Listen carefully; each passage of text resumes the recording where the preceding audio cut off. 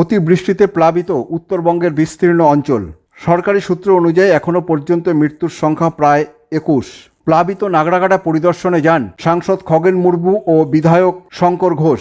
সাংসদ ও বিধায়ক নাগরাকাটায় পৌঁছাতে স্থানীয় প্রায় ৫০০-র উপরে মানুষ সাংসদ ও বিধায়ককে ঘিরে বিক্ষোভ দেখাতে শুরু করে দেয় গো ব্যাক স্লোগানও।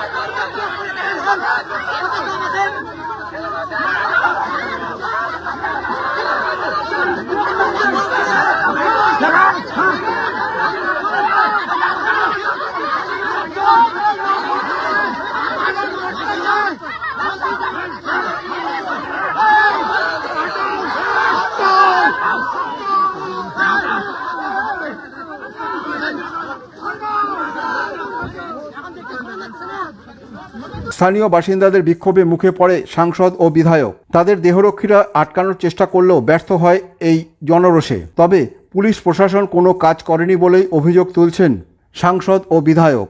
বিক্ষোভকারীদের ছোড়া পাথরে গুরুতর আক্রান্ত হন সাংসদ খগেন মুর্মু। ভাঙচুর করা হয় সাংসদ ও বিধায়কের গাড়িও। উত্তেজিত জনতার হাত থেকে বাঁচতে কোনো মতে ঘটনাস্থল ছেড়ে চলে যায় সাংসদ ও বিধায়ক। गाड़ी में बैठे मत रहा किसी को भी मार दो इधर सबको मारो मारो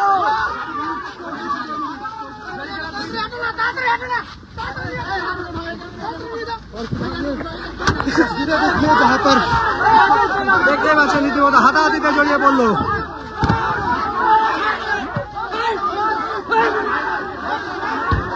আমাদের গাড়ির অবস্থা দেখতে পাচ্ছেন, এই যে খগেনদা রক্তাক্ত হয়ে